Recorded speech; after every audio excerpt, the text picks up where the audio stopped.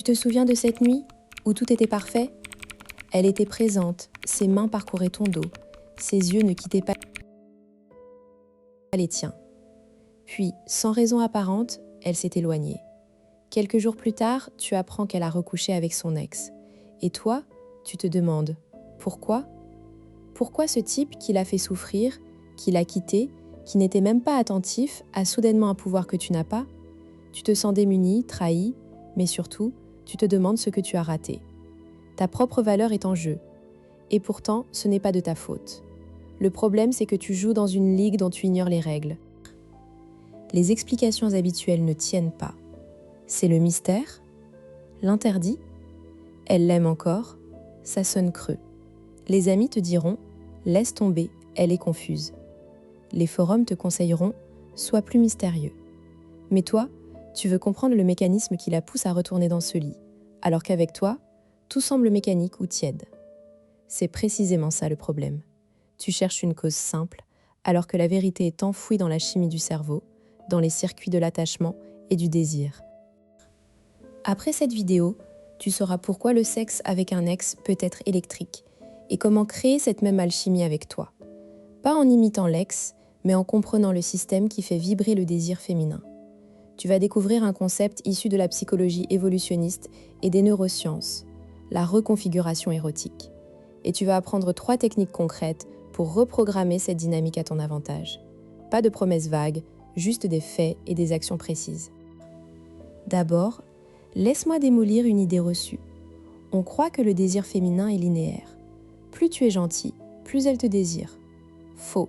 Les recherches d'Ellen Berscheid et Helen Hadfield sur l'amour passionnel montrent que le désir est alimenté par l'incertitude et la nouveauté. Mais ce n'est pas suffisant. Il y a un ingrédient secret dans le sexe avec un ex, la réactivation d'un lien émotionnel intense, mêlé à de la frustration inachevée. En 2018, la chercheuse israélienne Gurit Birnbaum a publié une étude fascinante sur ce qu'elle appelle la reconfiguration érotique. Son équipe a démontré que lorsqu'une relation se termine brutalement ou de manière ambiguë, le cerveau féminin et masculin, mais c'est plus marqué chez les femmes, rejoue mentalement les moments forts. Cette reconfiguration mentale rend l'ex plus désirable qu'il ne l'était réellement. Le sexe n'est alors pas seulement physique. C'est une tentative de résoudre l'ambiguïté, de recoller les morceaux d'une histoire inachevée. Voilà pourquoi elle revient. Bien sûr, ce n'est pas délibéré.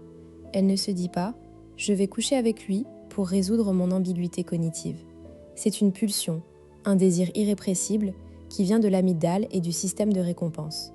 Son corps reconnaît l'ancien partenaire comme une source de plaisir conditionné.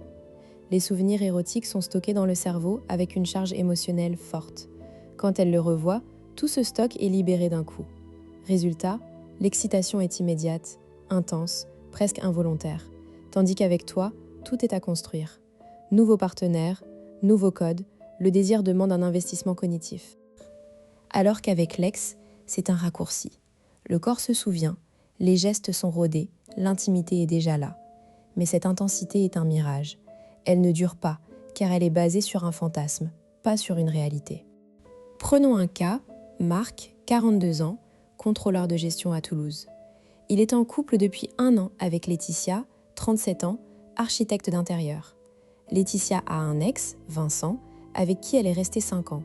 La rupture a été douce, presque par lassitude. Pourtant, un week-end, Laetitia disparaît des radars. Marc la retrouve sur les réseaux. Elle a publié une histoire chez Vincent. Le soir, elle rentre, embarrassée, et avoue « j'ai couché avec lui ». C'était comme avant, mais en mieux. Je ne comprends pas, ça nous était devenu routinier, et là c'était explosif. Marc est anéanti. Il se compare. Pourtant, je suis plus attentionné, plus présent. Je sais ce qu'elle aime au lit. Pourquoi lui? Laetitia n'a pas de réponse. Elle se sent coupable, mais elle recommencera. Analysons la situation de Laetitia et Vincent. Leur relation était stable, mais monotone. La rupture a créé un vide. Dans ce vide, le cerveau de Laetitia a rejoué les meilleurs moments.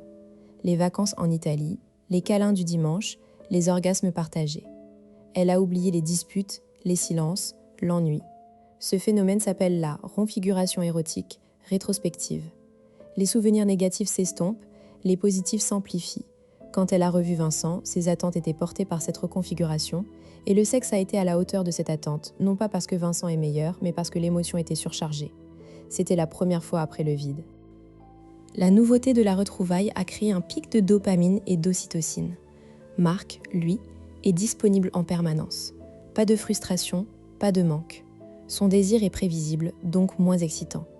Birnbaum le confirme, la reconfiguration érotique est plus forte quand la relation s'est terminée sur une note d'incertitude, pas sur un rejet brutal. Vincent et Laetitia se sont séparés parce qu'ils s'aimaient encore, mais plus assez. C'est l'ambiguïté parfaite. Alors, comment repérer ce mécanisme dans ta vie ? Si elle parle souvent de son ex, si elle se souvient de détails intimes, si elle compare vos ébats à ces fameuses nuits d'antan, méfie-toi.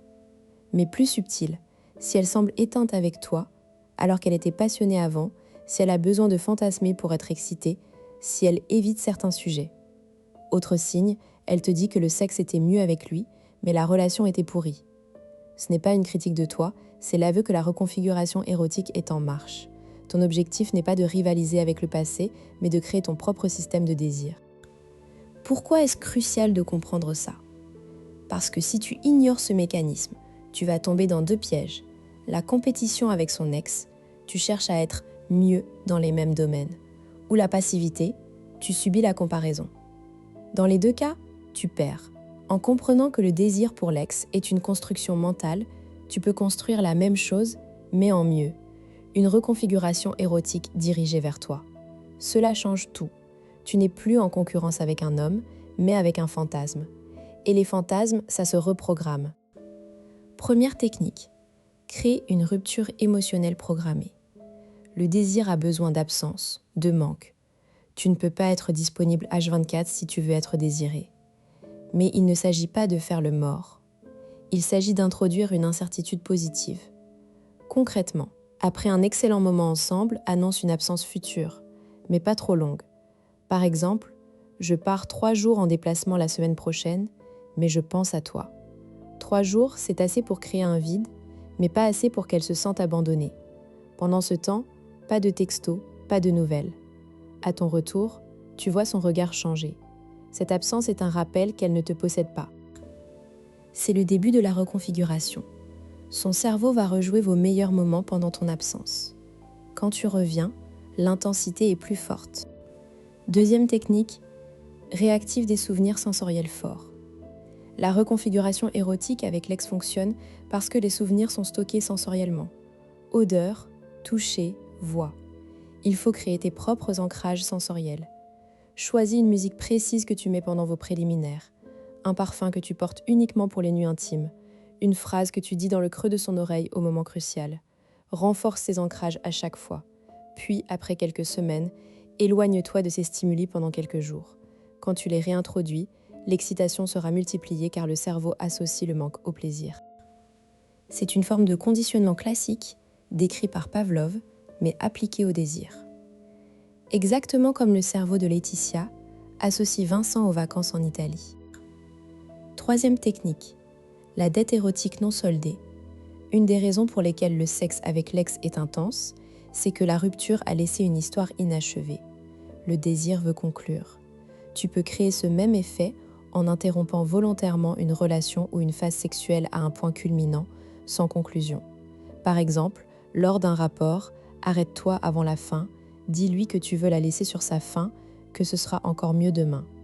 Repars ou change d'activité. Son cerveau va rester en mode attente, rejouer la scène, anticiper la prochaine fois. Ce mécanisme étudié par Zeigarnik montre qu'une tâche interrompue est mieux mémorisée. Applique ça au sexe. Interromps un acte au moment où elle est le plus excitée. Elle en voudra plus. L'excitation différée est un carburant puissant. Tu pourrais objecter, mais si je joue à ces jeux, elle va me trouver manipulateur. C'est une crainte légitime. La différence, c'est l'intention. Ici, la finalité n'est pas de la contrôler, mais de créer un désir mutuel. Toutes les relations passionnées ont une part de jeu, d'incertitude, de rythme. Si tu es toujours prévisible, tu deviens un meuble. La deuxième objection est si elle préfère vraiment son ex physiquement, le problème n'est jamais la technique, mais la charge émotionnelle. Un ex médiocre devient un dieu du sexe dans le fantasme. Tu peux devenir ce dieu en activant les mêmes processus.